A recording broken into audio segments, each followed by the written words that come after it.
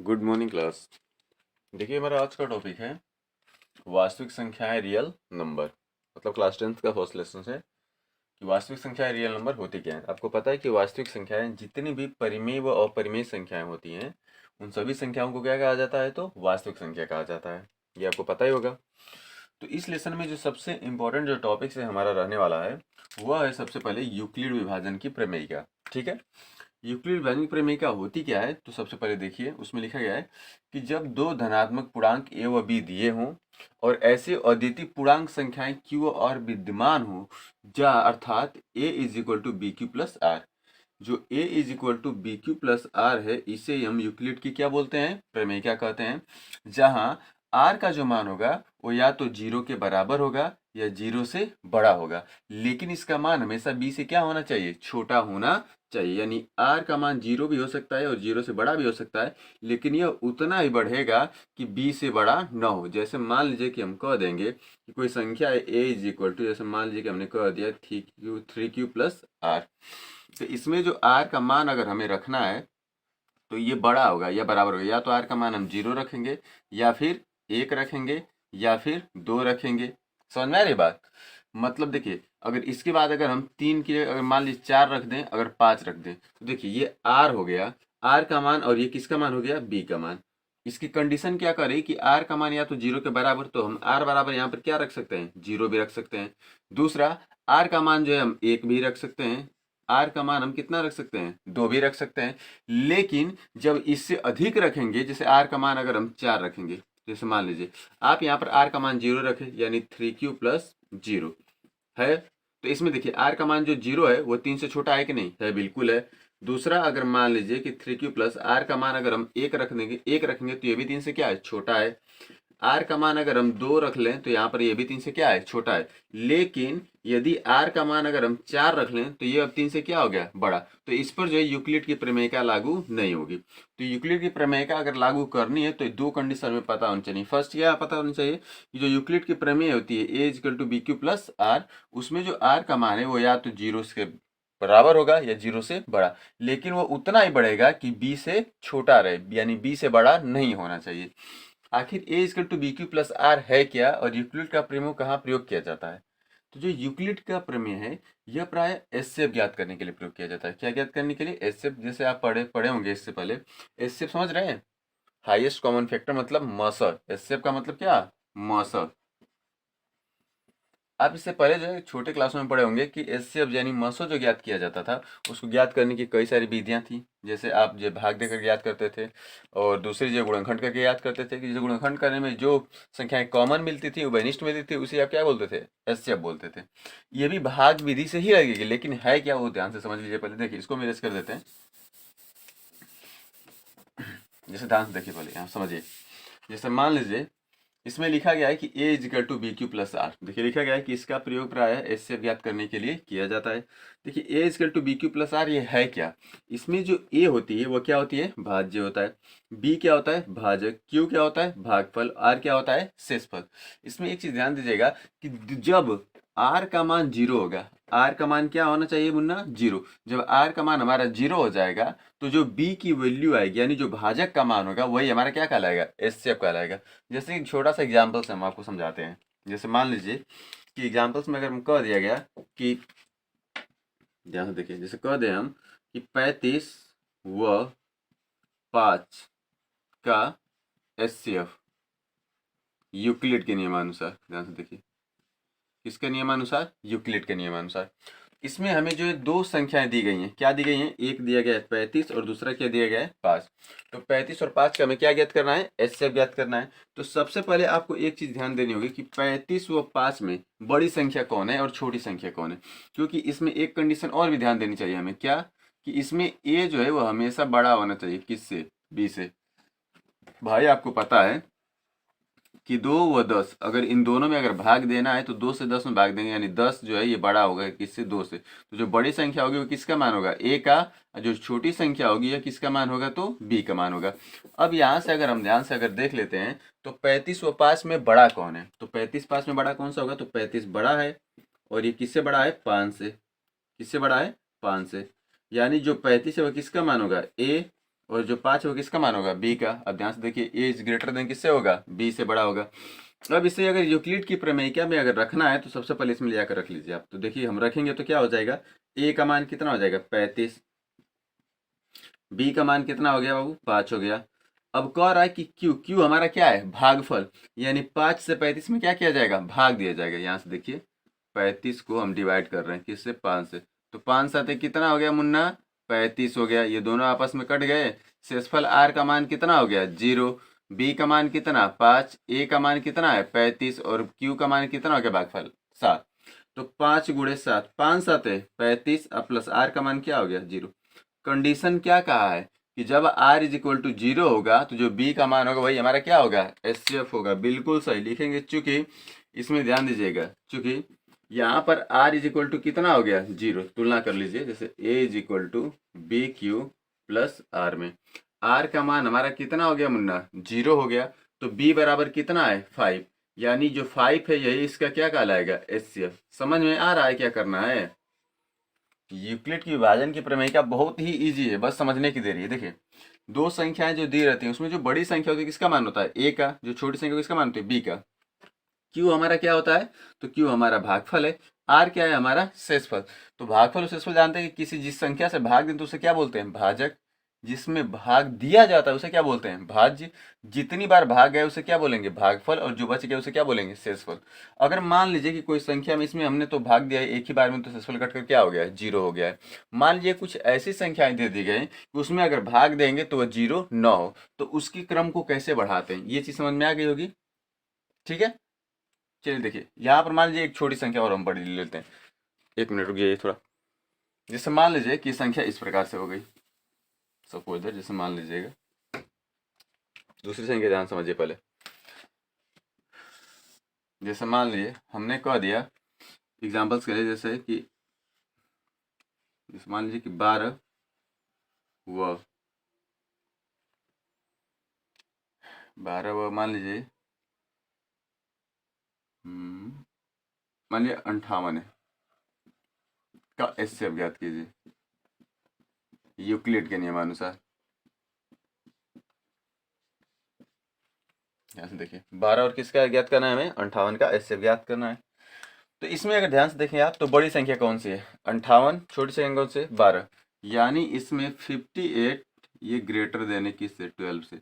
तो प्रमेयिका A is equal to B Q plus r में अगर देखेंगे तो ये लागू हो रही है, किस पे लागू हो रही है कि A is greater than B, यानी A का मान कितना मिल गया 58, B का मान कितना हो गया 12 इंटू क्यू। क्यू क्या है हमारा भागफल है, ए क्या होता है भाज्य, बी क्या होता है भाजक। मतलब हम 12 से 58 में क्या करेंगे, भाग देंगे। तो अगर भाग देना तो देखिए 12 चौको 48, 12 25 60, यानी 4 से अधिक बजाने पर अधिक हो रहा है। जैसे मान लीजिए कि आप 58 में भाग दे रहे हैं किससे 12 से, 12 चौको 48, कितना हो गया रिमाइंडर 10, यानी शेषफल 10 मिल गया।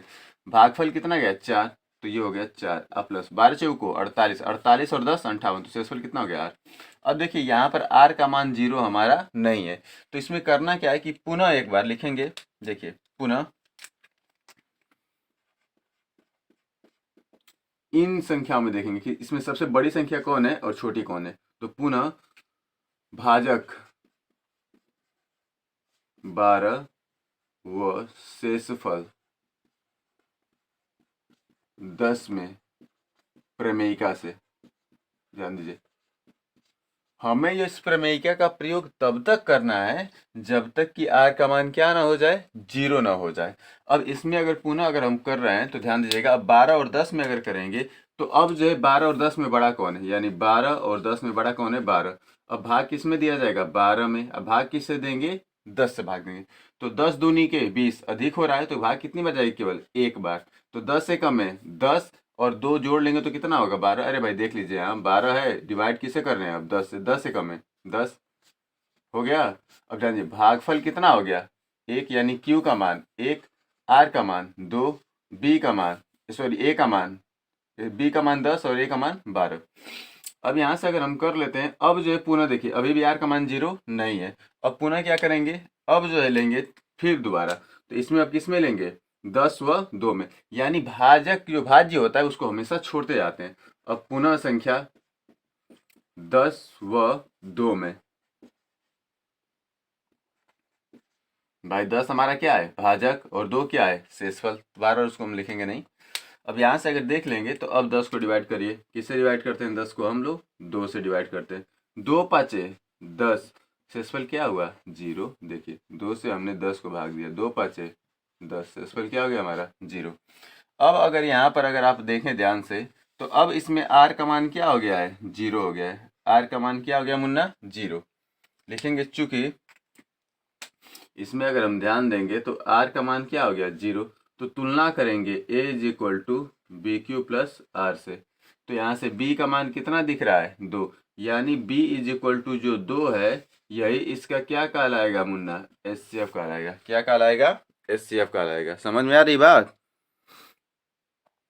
तो आपको इस क्रम को बार बार रिवाइज करना है, देखना है कि क्या इसे हम ज्ञात कर लेंगे। यानी जैसे ही आपका आर का मान 0 होगा तो जो भी बी का मान आएगा वही हमारा क्या हो जाएगा, एच सी एफ हो जाएगा। ठीक है, अब एक बार देख लीजिए, फिर हम लोग एक और एग्जाम्पल्स लेकर समझते हैं। ठीक है, देखिए इसको स्क्रीनशॉट लेना ले लीजिए, वरना फिर हम मिटाते हैं इसको। ठीक है, चलिए देखिए एक और हम एग्जाम्पल देते हैं आपको, समझ लीजिए। मान लीजिए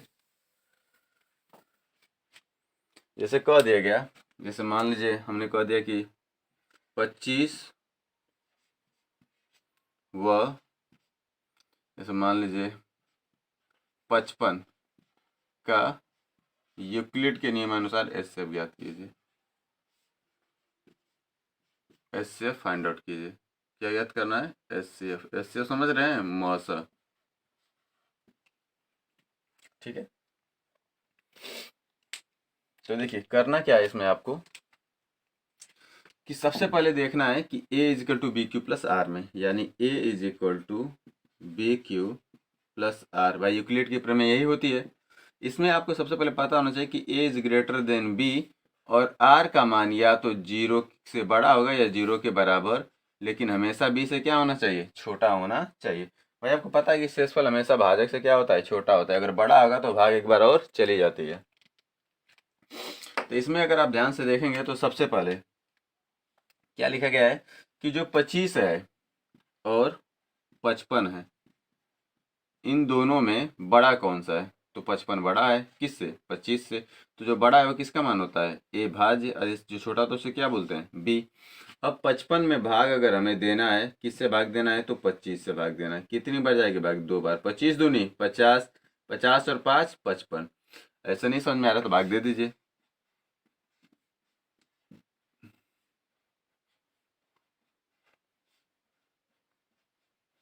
हो गया। जो भाग गई वो किसका मान, क्यू का, और जो बच गया वो किसका मान, आर का। तो देख लीजिए हमने यहाँ पर क्यू का मान कितना ले लिया है, 2। आर का मान कितना हो गया, 5। अब देखेंगे कि 25 और 5 में बड़ा कौन सा है, 25। तो पुनः देखिए हमें भाज्य से रिलेशन में नहीं रखना है, केवल इस वाले राइट्स में हमें किस में रिलेशन फाइंड आउट करना है, बी और आर में। तो 25 भाजक व 5 शेषफल में पुनः। अब ध्यान दीजिए, अब इन दोनों में बड़ा कौन है, 25। तो अब 25 को डिवाइड किया जाएगा किससे, 5 से। देखिए यहाँ पर दूसरा क्रम में दिखाते हैं। अब 25 को डिवाइड कर रहे हैं किससे, 5 से। तो 5 5 25, कट करके मान कितना हो गया, 0। अब यहाँ से भाग कितनी बार गया, 5 बार। 5 5 25, शेषफल कुछ बचा नहीं, बचा तो क्या हो गया, 0। अब लिखेंगे, चूंकि इस इक्वेशंस में अगर हम देखें तो a is equal to B Q plus r में जो आर की वैल्यू है वो कितनी हो गई, 0। अर्थात बी का मान यहाँ से कितना निकल गया, 5, यानी बी इज इक्वल टू 5। यही हमारा क्या कहलाएगा, एच सी एफ। समझ में आई बात। यानी सबसे पहले यूक्लिड का नियम केवल उन्हीं संख्याओं पर लागू किया जा सकता है जहां पर आर का मान क्या होगा, 0 है। जैसे ही आर का मान जब 0 होगा तो जो बी की वैल्यू होगी वही हमारी क्या कहलाएगी, एच सी एफ कहलाएगी। ध्यान दीजिए, जब आर इक्वल टू क्या होगा, 0 होगा, तो बी बराबर क्या आ जाएगा, एच सी एफ। जब तक आर का मान 0 नहीं होगा तब तक हम इस क्रम को बार बार रिवाइज करते रहेंगे। यानी अगर मान लीजिए यहाँ भी 0 नहीं होता तो पुनः हम फिर देखते कि जो बी और आर में पुनः क्या लेते, बी और आर में बी को क्या बना देते, ए, और आर को क्या बना दिया जाता है, बी। इस क्रम को हम रिवाइज करते रहते हैं। ठीक है, तो आप इसको देख लीजिए।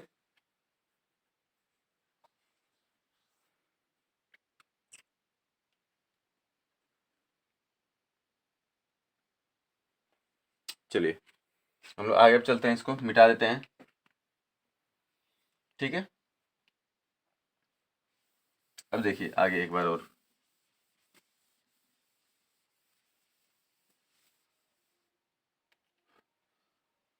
इसको मिटाते हैं हम।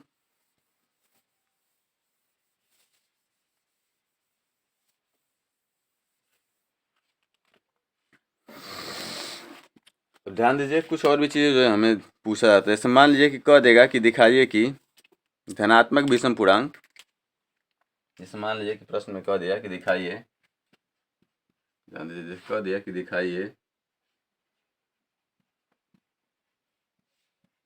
कि धनात्मक विषम पूर्णांक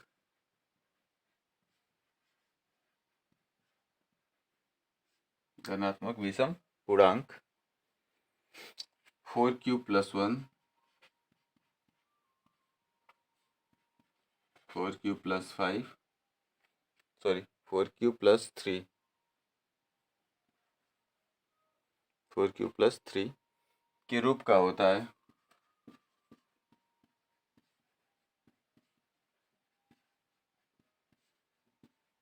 जहाँ q एक पूर्णांक है।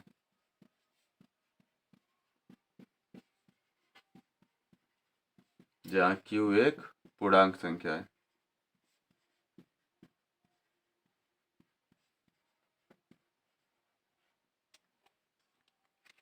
यहाँ q एक कैसी संख्या है, तो पूर्णांक संख्या है। अब ध्यान दीजिएगा, हमें इसका प्रयोग जो यूक्लिड की अवधारणा से करना है। किसकी अवधारणा से? यूक्लिड की अवधारणा। तो यूक्लिड की अवधारणा आपको बताई गई है कि a इज इक्वल टू क्या होता है, b Q plus r. A is equal to क्या होता है Munna, b Q plus r. अब इसमें अगर ध्यान दीजिएगा कि अगर हम तुलना करें, कंपैरिजन करें इन दोनों की, तो इसमें b का मान पूर्णांक कितना लेना है, 4। कितना लेना है, 4, आपको पता ही होगा। तो सबसे पहले लिखेंगे कि यूक्लिड के प्रमेय से, ध्यान दीजिएगा क्या करना है, बस लिखना है आपको कि यूक्लिड की प्रमेय से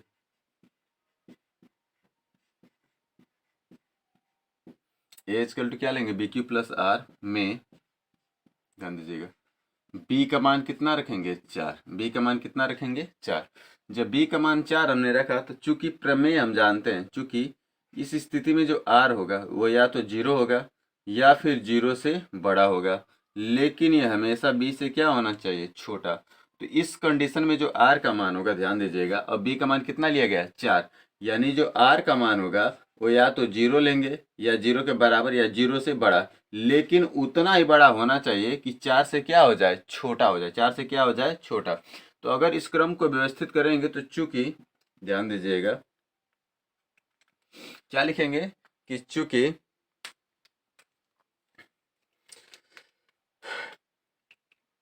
यदि,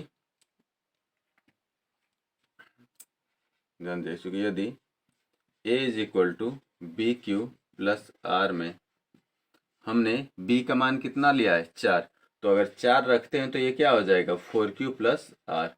अब यहाँ पर जो r का मान होगा वह जो है या तो बड़ा होगा किससे, 0 से, या 0 के बराबर, लेकिन 4 से क्या होगा, छोटा। रखने पर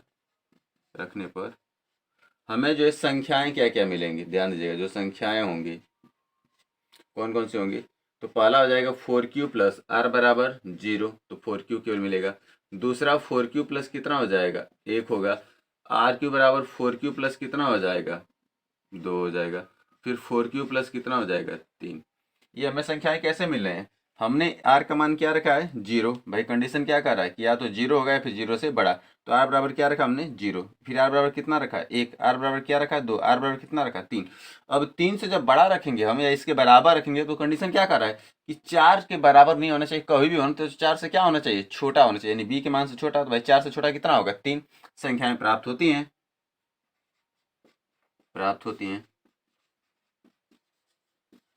संख्याएं क्या होती है बाबू, प्राप्त होती हैं।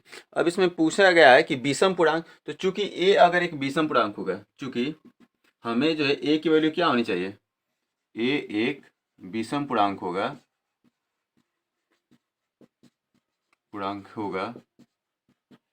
जब r का बराबर विषम संख्याएं हो, यानी या तो 1 हो या फिर 3 हो। समझ में आ रही बात। जैसे मान लीजिए कि हमें संख्या जो दी गई है, यहाँ समझिए पहले, जैसे लिखा गया है कि 4q प्लस आर। अगर आर बराबर, अगर मान लीजिए कि आपने 0 रखा तो संख्या क्या मिलेगी, 4q। अब इसमें q का मान 1 रखेंगे तो 4 एकम है 4। अगर q बराबर 1 रखेंगे तो इसकी वैल्यू क्या प्राप्त होगी, 4। अगर इसमें q बराबर 2 रखेंगे तो क्या प्राप्त होगी, 8। अब बताइए 4 8 सम है कि विषम पूर्णांक है, तो ये सम पूर्णांक है। हमें फाइंड आउट क्या करना है कि संख्याएं की जो पूर्णांक होगी वो कैसी होंगी, विषम होंगी। तो हमारी जो संख्याएं होंगी उसमें हम r का मान कितना रख लेते हैं, 1। अब 4 एकम है 4 1 5, आर बराबर कितना रख लेंगे, 3। तो मान लीजिए कि 4q प्लस 3, तो 4 एकम है 4 3 7। तो विषम पूर्णांक कब होंगे, जब आर का मान या तो 1 होगा या फिर 3 होगा। अतः 3 हो तो 4q प्लस 1 4q प्लस 3 एक विषम पूर्णांक प्राप्त होंगे। एक कैसे पूर्णांक प्राप्त होंगे, तो विषम पूर्णांक प्राप्त होंगे। समझ में आई बात। लेकिन जब, ध्यान दीजिएगा, लेकिन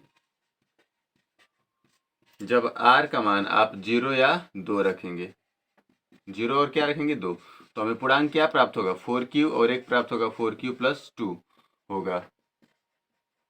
और ये कैसे पूर्णांक होंगे, जो कि एक सम पूर्णांक है। कैसे पूर्णांक है मुन्ना, सम पूर्णांक है। समझ में आ रही बात। यानी जब r यानी शेषफल का मान जब विषम पूर्णांक ले रहा है तो संख्याएं कैसी प्राप्त हो रही हैं, विषम। और जब r का मान सम ले रहा है तो संख्याएं कैसी प्राप्त हो रही हैं बाबू, तो सम पूर्णांक प्राप्त हो रही हैं। इसे ही आपको यूक्लिड के विभाजन की अवधारणा कहते हैं। यूक्लिड के विभाजन क्या कहा जाता है, अवधारणा कहा जाता है। कहने का मतलब ये है कि सबसे पहले देखिए क्या दिखाना था, कि दिखाइए कि धनात्मक विषम पूर्णांक 4q प्लस 1 4q प्लस 3 के रूप में होता है। हमने सबसे पहले यूक्लिड की प्रमेय क्या मानी है कि A equal to B Q plus R. अगर आप इन दोनों की कंपैरिजन करेंगे तो यहाँ से b का गुणांक कितना मिल रहा है, 4। तो हमने b बराबर कितना रख दिया, 4। अब b का मान जैसे हमने 4 रखा तो हमारी प्रमेय ए इक्वल टू क्या मिल गई है, 4q plus r. A equal to क्या मिल गया है, 4q प्लस आर मिला है। क्योंकि कंडीशन क्या कह रहा है कि अगर A equal to B Q plus R है तो इसमें आर का जो मान होगा या तो 0 होगा या फिर 0 से बड़ा, लेकिन b से क्या होनी चाहिए, छोटी होनी चाहिए। इसलिए हम यहाँ पर जो भी आर का मान रखेंगे वो तो 0 रख सकते हैं, 1 रख सकते हैं, 2 रख सकते हैं, 3 भी रख सकते हैं, लेकिन 3 से बड़ा नहीं रखेंगे, क्योंकि 4 रखेंगे तो ये नियम जो है फॉलो नहीं करेगा। समझ में आ रही बात। क्या कर रहा है कि आर का मान 4 से क्या होना चाहिए, छोटा, इसके बराबर ना हो और न ही इससे बड़ा हो। तो 4 से छोटा कौन कौन सी संख्याएं ले सकते हैं हम इसमें, तो इसमें हम आर का मान क्या क्या रख सकते हैं मुन्ना, तो 0 रख सकते हैं, 1 रख सकते हैं, 2 रख सकते हैं और 3 रख सकते हैं। रख सकते हैं नहीं। अब अगर देखेंगे तो संख्याएं, अगर इसे मान लें कि r बराबर 0 रखेंगे तो संख्या क्या होगी, 4q प्लस 0। 1 रखेंगे तो 4q प्लस 1, 2 रखेंगे तो 4q प्लस 2, 3 रखेंगे तो 4q प्लस 3 प्राप्त होंगी। होंगे नहीं बच्चा। अगर इसमें r का मान अगर हम रख लेते हैं 0 1 2 3, तो अब जब 0 होंगे तो इसमें जो विषम पूर्णांक होगा वो कैसे होगा, जब r का मान 1 व 3 होगा। r का मान हम क्या होगा, 1 व 3 हो तो 4q प्लस 1 और 4q प्लस 3। ध्यान दीजिएगा, जब 1 होगा तो 4q प्लस 1 और जब 3 होगा तो 4q प्लस 3। कैसे पूर्णांक होंगे, विषम पूर्णांक। क्यों, क्योंकि 1 व 3 भी कैसी संख्याएं हैं, तो विषम संख्याएं हैं। अब इसमें अगर कोई मान आप रख करके देखेंगे, अभी आपको समझाएंगे 4q प्लस 1 में यदि q बराबर आप 1 रख लें तो 4 एकम है 4 1 5, और 5 कैसी संख्या होगी, विषम होगी। अगर q का मान 2 रखें तो 4 दूनी 8 1 9, तो कैसी होगी, विषम होगी। इसी प्रकार से 4q प्लस 3 में अगर हम आप q का मान लीजिए कि 1 रख रहे हैं तो 4 एकम है 4 3 7, 7 भी कैसी होगी, तो विषम होगी। समझ में आ रही बात। तो इस प्रकार से आपको करना है। अगर वही कहता है कि सम पूर्णांक लीजिए तो जो r का मान होता है वो सम संख्या ले लेते हैं। जैसे मान लीजिए कि 2 ले लेते हैं, 2 की जगह क्या ले लेते हैं, 0 भी ले सकते हैं। क्योंकि जब 4q प्लस आर में अगर मान लीजिए आर का मान 0 है, आर का मान 0 है, तो जब 4q मिलेगा तो q का मान अगर आप 1 रखेंगे तो 4 एकम है 4, और 4 कैसी है, सम पूर्णांक है। वही अगर मान लीजिए कि 4q प्लस 2 होता, इसमें भी अगर q का मान आप 1 रखोगे तो 4 एकम में 4 और 2 6, 6 भी कैसा पूर्णांक है, सम पूर्णांक है। अर्थात यूक्लिड विभाजन की प्रमेयिका में जो कंडीशन है वो आपको समझ में आ रही है कि जो r का मान होगा वो भाजक से हमेशा क्या होना चाहिए, छोटा होना चाहिए। वो 0 के बराबर भी हो सकता है और 0 से क्या हो सकता है, बड़ा। क्योंकि शेषफल आपका 0 भी होता है और 0 से बड़े भी हो सकते हैं, लेकिन हमेशा भी यानी भाजक से क्या होने चाहिए, छोटे होने चाहिए। तो ये कंडीशन है, आपको ऐसे करके दिखाना होगा। ठीक है, आप इसका स्क्रीनशॉट लेना चाहें तो स्क्रीनशॉट आप ले सकते हैं। ठीक है, आप ले लीजिए स्क्रीनशॉट। अब चलिए हम लोग 1 2 3 और भी कुछ चीज़ों को लेकर के समझ लेते हैं। ठीक है, जैसे मान लीजिए कि कह देता अगर प्रमेय आपको, ध्यान दीजिए, अगर आपको ये कह देता कि दिखाइए कि प्रत्येक धनात्मक जो सम पूर्णांक होंगे वो 2q के रूप का होता है, कह देता कि दिखाइए, ध्यान से देखिए, कह देता कि दिखाइए कि प्रत्येक सम पूर्णांक टू क्यू के रूप का होता है।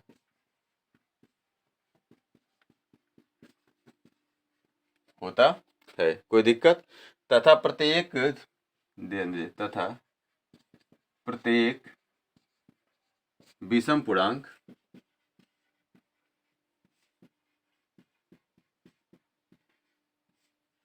वो 2q+1 के रूप का होता है। अभी आपको समझाए थे बाबू।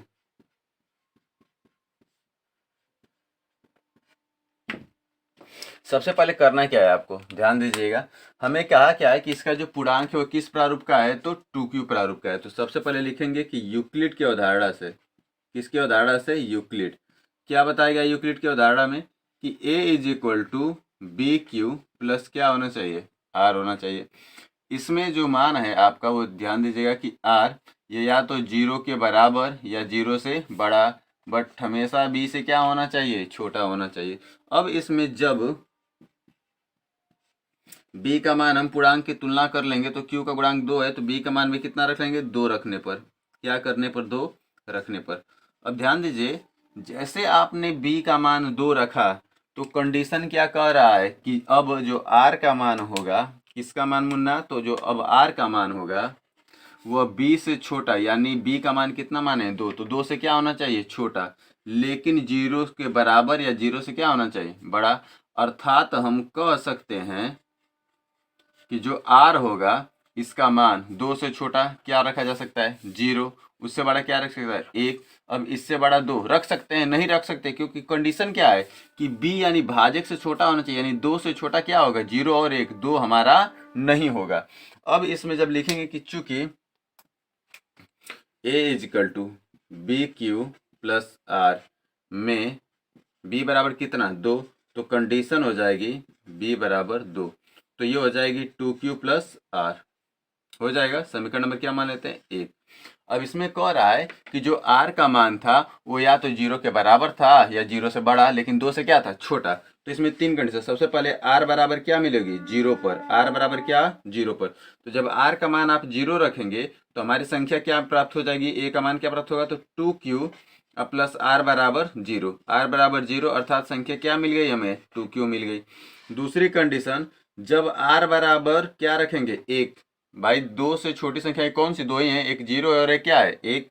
तो जब r बराबर 1 रखेंगे आप तो संख्याएं हमारी क्या प्राप्त हो जाएंगी, तो जो संख्याएं होंगी वो प्राप्त हो जाएंगी मुन्ना की 2q अब प्लस कितना हो जाएगा, 1 हो जाएगा, 2q+1, अर्थात यहाँ पर हम लिख सकते हैं कि 2q+1 होगा कि नहीं। एक संख्या 2q क्या होगी, 2q+1। अब लिखेंगे चूंकि, ध्यान दीजिएगा, चूंकि दिए गए पूर्णांक में, ध्यान दीजिएगा, चूंकि 2q तथा लिख लीजिएगा कि 2q+1 में जो 2q है एक सम पूर्णांक है। एक कैसा पूर्णांक है मुन्ना, सम पूर्णांक है। क्यों, आपको अभी समझाएं, पीछे एक बार फिर बता देते हैं क्यों सम पूर्णांक है। क्योंकि 2q में अगर कोई भी अगर आप वैल्यू रख लेते हैं, जैसे 2q बराबर, अगर मान लीजिए आप इसमें q का मान अगर 1 रख लेते हैं तो 2 एकम में 2 प्राप्त होगा, क्या प्राप्त होगा, 2। 2 भी कैसा होगा, सम। 2 रखेंगे तो 2 दूनी के 4, वो भी कैसा है, सम। 3 रखेंगे तो 3 दूनी के 6, वो भी कैसा है, सम है। लेकिन यदि 2q+1 में, अगर ध्यान दीजिएगा कि 2q+1 में अगर आप q का मान 1 रखेंगे तो 2 एकम में 2, 1, 3, और 3 सम है कि विषम, विषम है। 2 रखेंगे तो 2 दूनी के 4 और 1, 5, तो भी कैसी है, विषम है। अर्थात हम कह सकते हैं, जबकि ध्यान दीजिएगा कि जबकि 2q+1 एक कैसा होगा, विषम पूर्णांक होगा। कैसा पूर्णांक होगा मुन्ना, एक विषम पूर्णांक होगा। समझ में आ रही है बात। अब ध्यान दीजिए, करना कुछ नहीं है, जो भी आपको दिखाना है वो यहीं से दिखाना है। क्या कहा गया है कि दिखाइए कि जो सम पूर्णांक है 2q के रूप का होता है। तो हमने सबसे पहले यूक्लिड की प्रमेय आप जानते हैं कि A equal to B Q plus R, इसमें जो आर का मान है वो या तो जीरो के बड़ा होगा या जीरो से बराबर, लेकिन बी से हमेशा क्या होना चाहिए, छोटा होना चाहिए। तो ऐसी स्थिति में अगर बी का मान हमने कितना रखा है, 2, तो जब 2 यहाँ पर रखेंगे तो जो आर का मान होगा या तो जीरो के बराबर होगा या फिर 2 से क्या होगा, छोटा। तो जीरो के बराबर मतलब जीरो हो सकता है और 2 से छोटा क्या होगा, 1, क्योंकि 1 से बड़ा लेंगे तो 2 होगा, जबकि जो 2 होता है वह कभी भी नहीं लिखना है, कंडीशन को फॉलो नहीं कर पाएगा। इसलिए हमने आर बराबर कितना रख लिया, एक बार 0 और एक बार आर बराबर कितना रख लिया, 1। तो हमें दो संख्याएं प्राप्त हुई हैं। एक क्या प्राप्त हुआ है हम लोगों का, तो एक प्राप्त हुआ है 2q प्लस 1 और दूसरा प्राप्त हुआ 2q प्लस 1 और एक 2q। ध्यान दीजिए, सॉरी, तो जो 2q होगा इसमें कैसा पूर्णांक होगा, सम पूर्णांक, और जो 2q प्लस 1 कैसा होगा, विषम पूर्णांक। क्यों, क्योंकि यहाँ पर q का मान आप कुछ भी रखेंगे तो संख्याएं कैसी प्राप्त होंगी, सम, जबकि इस इक्वेशन में q का मान आप कुछ भी रखेंगे तो संख्याएं कैसी प्राप्त होंगी, विषम प्राप्त होंगी। तो ये हमारे इस प्रारूप का हो जाएगा। कोई दिक्कत, सॉल्व हो गया, आप इसका स्क्रीनशॉट ले लीजिए। अब इससे रिलेटेड जो एक्सरसाइज आपकी है वो अगले वीडियो में आपको हर एक्सरसाइज की क्वेश्चंस आपको लगा करके दिखाया जाएंगे कि आखिर यूक्लिड प्रमेय से कैसे इससे ज्ञात करते हैं, कैसे इससे ज्ञात नहीं किया जा सकता। ठीक है, चलिए आज की क्लास में बस इतना ही, अगले क्लास में मिलते हैं, धन्यवाद।